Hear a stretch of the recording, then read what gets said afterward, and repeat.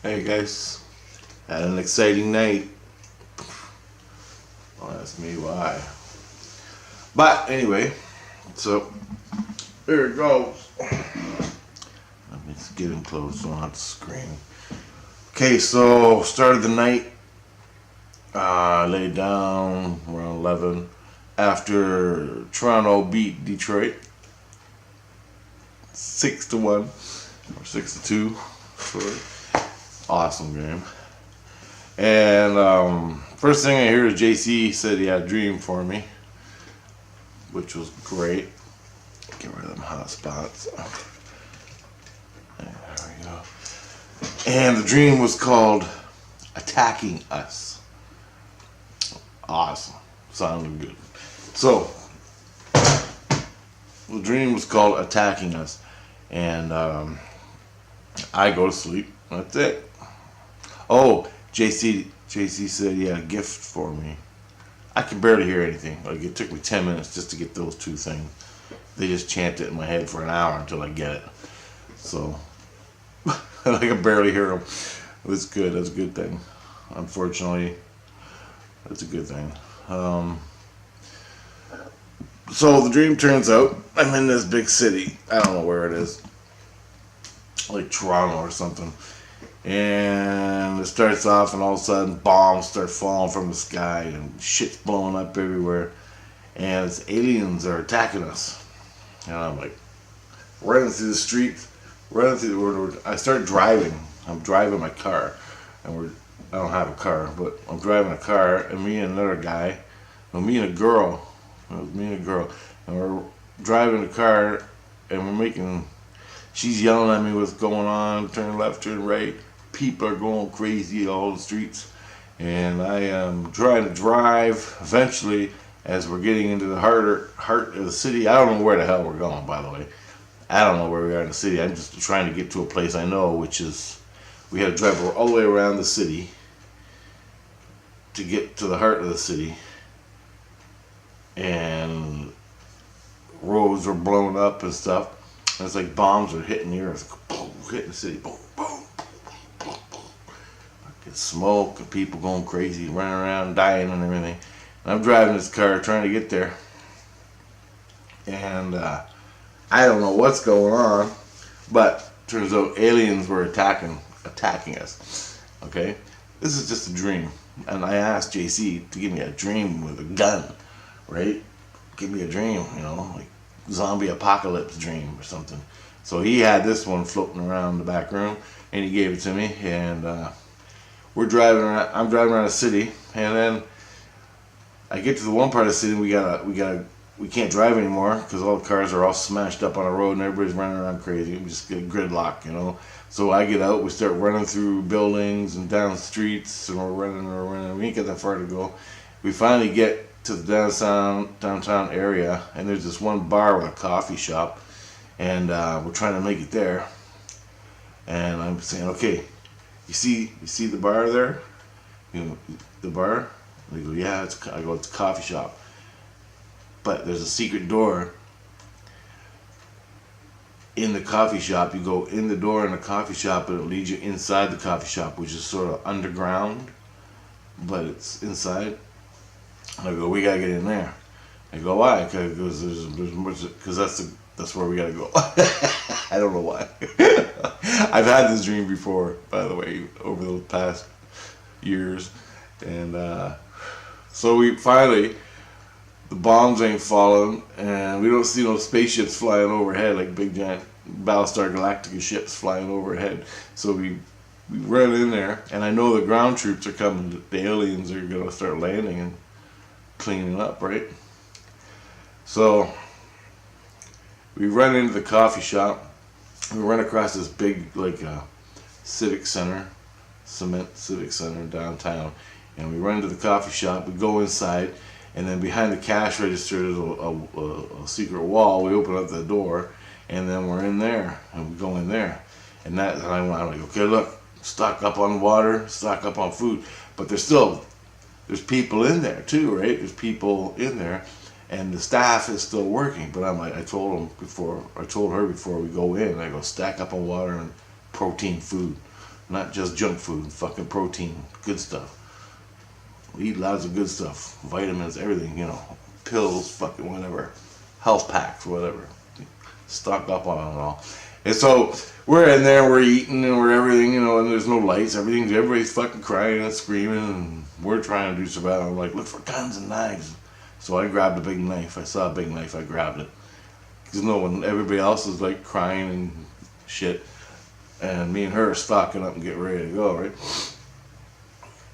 And I go, the aliens are gonna land now, and I gotta kill one. And I go, there's a room over there, a secret room, that leads into the rest of like the underground mall. It's like a mall underground.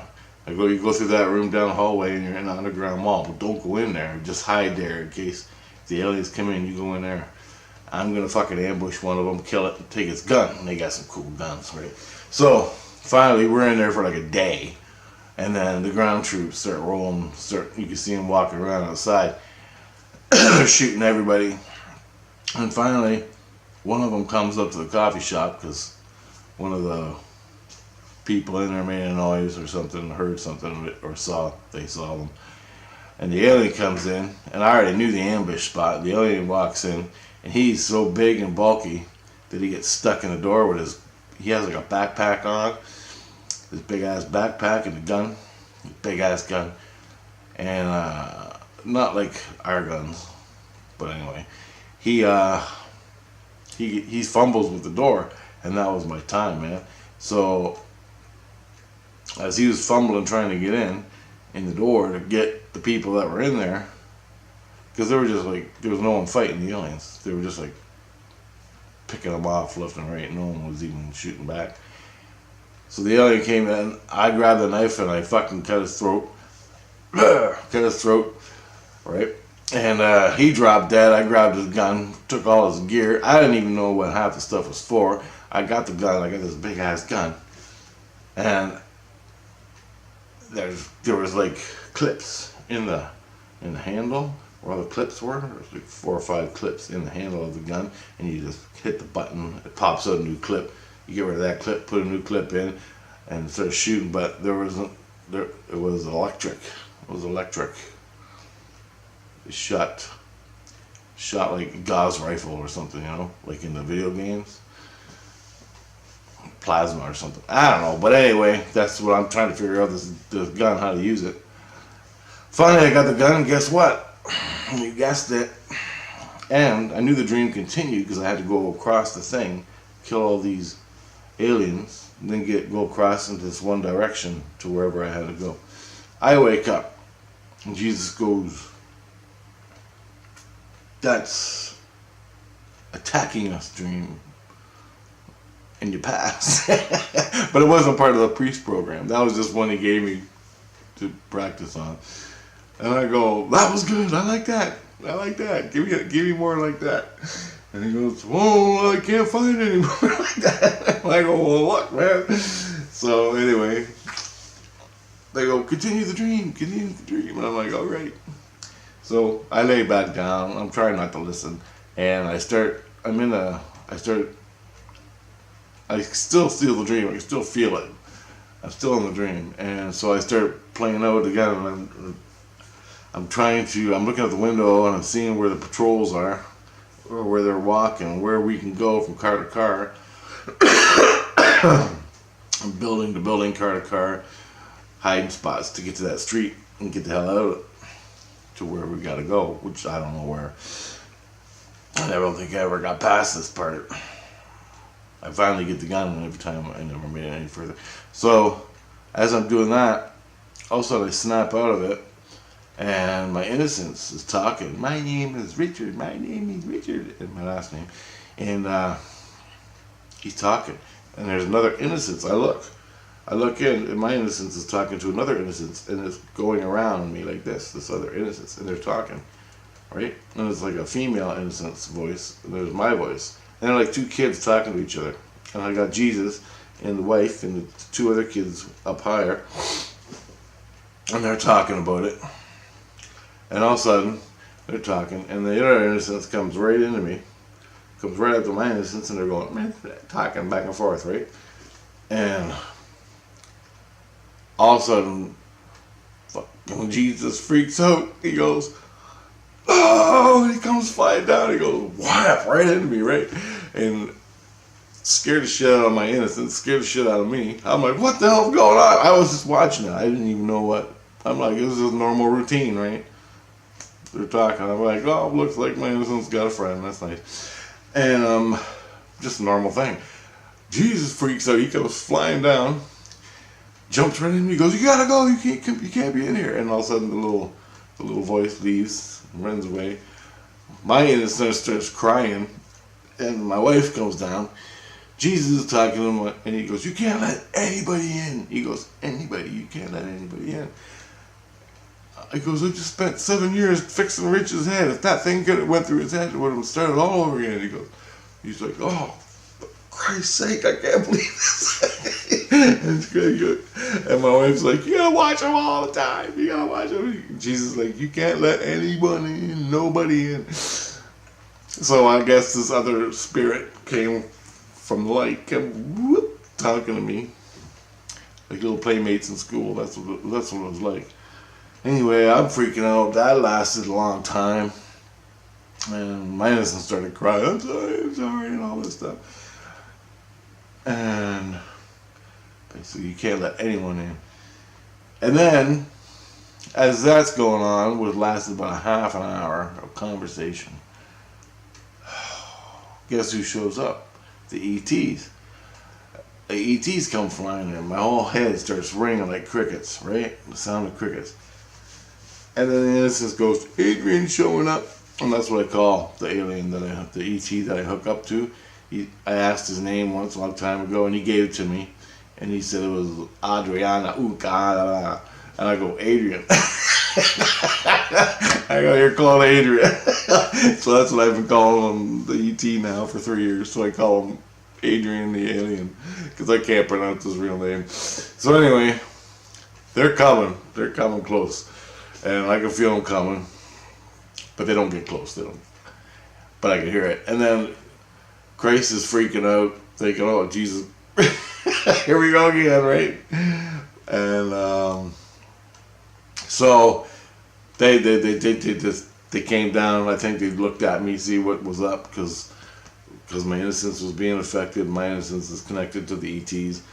It's connected to everything, basically. So whoever's interested, they came flying down. At that time, as soon as I heard him, I started doing visualization of what I want to videotape in the sky. And I was going to hand it off to him, like, here, give me this, right? So I filmed myself filming a sphere in the sky with clouds going by. And this is my dream I'm making. And I'm visualizing myself the camera so he can see me visualizing a dot with clouds going by. And so I handed it off. I just said, I hooked up the Adrian there, the alien. I said, here, take it. And I'm like, screw it. And then finally, they came down, they flew over the city to the left, they flew over to the right, and then they took off again, and that was it. They never came close to me. Thank God, Jesus. Because when they get real close, they get so close, and all of a sudden this door opens up. And there's 4 guys standing in the door, and they're looking right at me. So it's like spirit to spirit, or however the fuck it works, I don't know. And I said, my innocence told Christ, if they come and open that door and Rich's head's ringing so bad, you gotta give him juice. Because the juice muffles the ringing in my head. Like, it's bad. It's like a chainsaw, like, just insane. It never was like that before I ripped my skins apart, before I could handle it, like face to face with them. I mean, I couldn't handle it, of course not, but it wasn't as loud as this is now. I mean, my whole head is just screaming, and damn near, oh fuck. Anyway, they get that close, I'm like, give me juice, man, because I ain't gonna make it. So they never did get that close. They left. That was good. And Christ said, if that happens all the time, they're going to isolate me. And Christ said, if the ETs keep coming that close, we're going to isolate you. And I'm like, why? And he goes, you can't be having that. And I go, they did it 3 years ago once. It's like 2 or 3 years ago. I go, they learned, and Christ told them then, don't come close to Rich anymore because it fucking fries his head. And a lot of stuff happened. Not bad, but I can't handle it. So they said they're going to isolate me if that keeps going on. I'm like, well, you know, I'm still doing with C5, so I don't care what you do to me. And I go, I'm with Christ, I'm Christ. You always want Christ with me when I do my thing. So I was with, so I'm good there. Next off, what happened? I'm falling asleep again. I'm trying to get the lottery numbers. Because I'm laying there. And it's like 5 o'clock right now. I was up since fucking 3 doing all this. Anyway. I'm laying there trying to get the lottery numbers. Focusing on me winning. And asking Christ for me to receive the numbers. And I'm just about there. I'm feeling it. Everything's coming into shape, and I'm ready to do this. I fall asleep. Well, I don't fall asleep. I check out. I lose train of thought. And then all of a sudden I'm laying there. I'm thinking, well, and I need a cigarette, and I gotta piss. Oh, Jesus Christ! Am I ever gonna be able to do this lottery? You know. Finally, I think, oh yeah, Christ gave me a gift, and I couldn't hear what it was before I went to bed. So before I went and had a piss, I go, my innocence goes, Christ, Rich wants to know what the gift was. I can hear everybody clearly. I can almost see them clearly. The only way I can see them is by them talking. If they weren't talking, I would never know they were there. And so my husband said, Rich wants to know what the gift was you gave him. And he goes, oh, yeah, okay, hold on a second. Then he comes down and he goes, here's the gift I gave you. And I go, well, what is it, man? And he goes, hold on, I gotta write it down.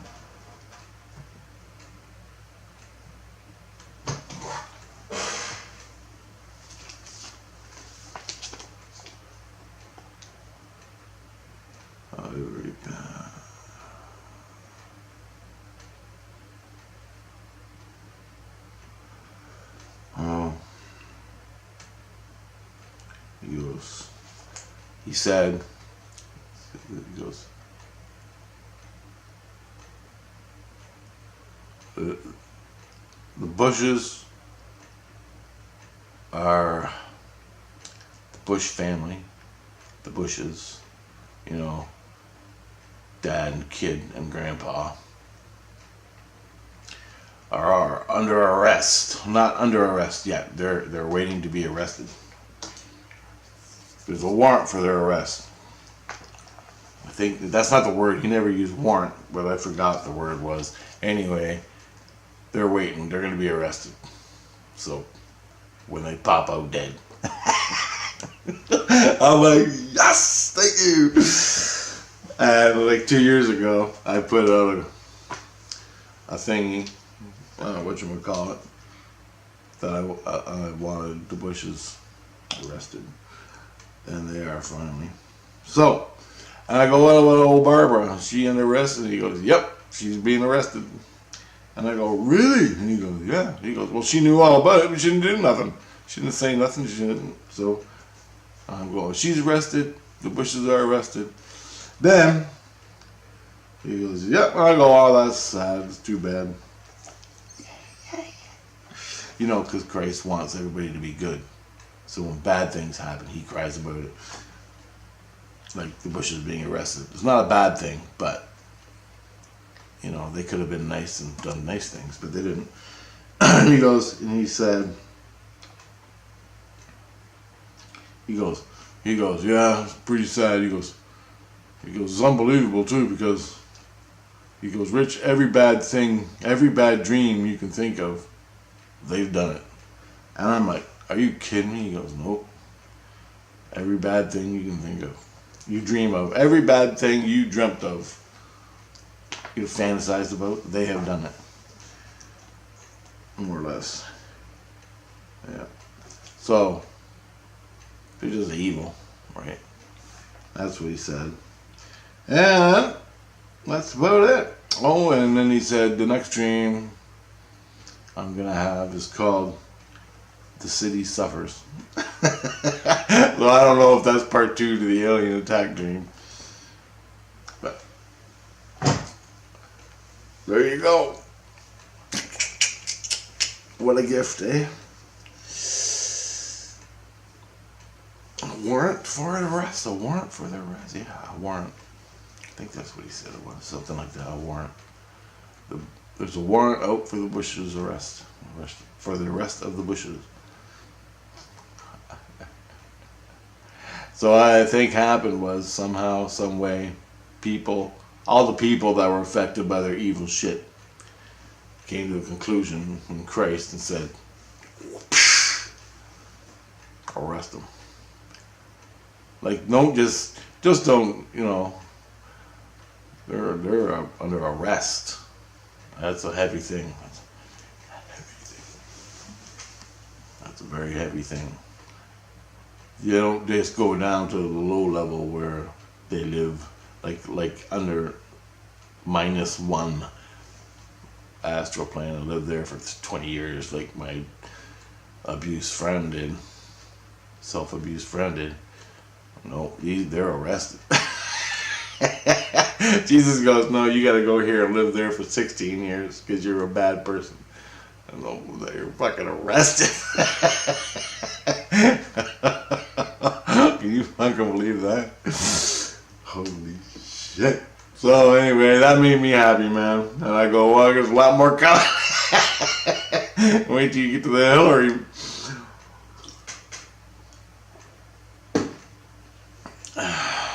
And it all, like, since 9/11, everybody's been screaming. So, there you go. Even back to World War II, when old Grandpa was in World War II supplying the Nazis with all that stuff. Oh, crazy.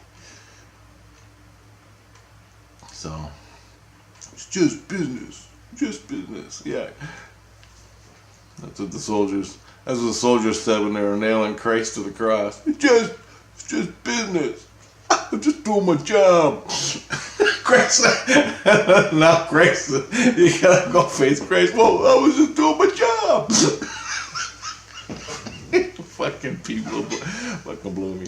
I had a job cleaning carpets, and they wanted me to dump these huge giant blue barrels of fucking wax, industrial wax, and ammonia and other chemicals in the sewer. And the sewer was right, the employment place was right beside the river. And it was all going right into the river. And they've been doing this for 50 fucking years, this company. Because they were an old company. And they're still running. They wanted me to dump that in the sewer. I said no. They fired me. I went home and called the Environmental Protection Agency people. I don't know. He wanted my name. I didn't want to give it to him. I told them what they were doing. I told them I got fired, and they wanted to know if I wanted to press legal stuff. I said, no, I don't care. I'm going to get a new job. So I guess they went there. I found out from a friend who worked there that the environmental guys came and gave him like a fucking $50,000 fine and all this stuff, all because of me. I quit. I quit my job. Okay, it wasn't the best job in the world, but I quit it. That's where my heart is. So imagine something like that. Like, I'm just doing my job, killing kids for the Nazis. Just doing my job. They told me what to do. I've got to do my job. Right? Son of a bitch. Fucking people are just dumb. Anyway.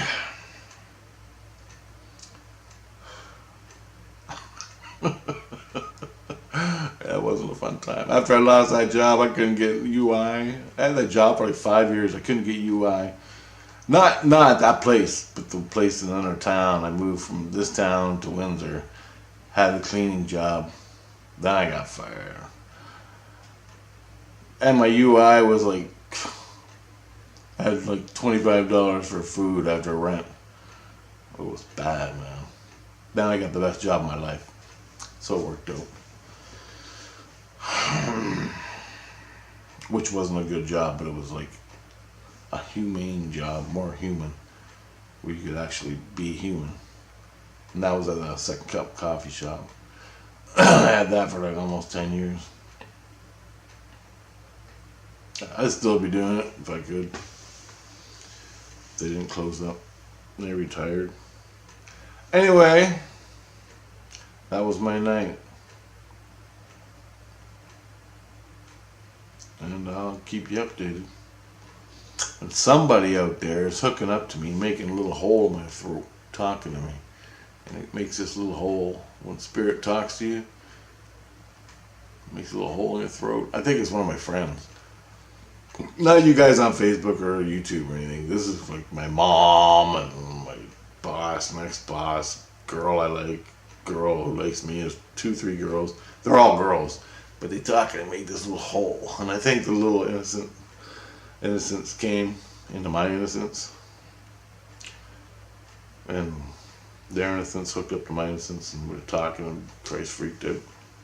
Because I felt that little hole. And it tingles like a little hole opens up. Throat chakra.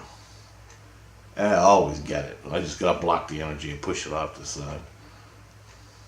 Because they're talking to your soul.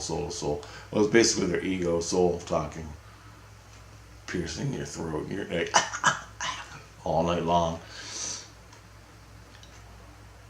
Drives you nuts. So I don't know who it was. But, doesn't matter really. So guys, that was my night. Talk to you later.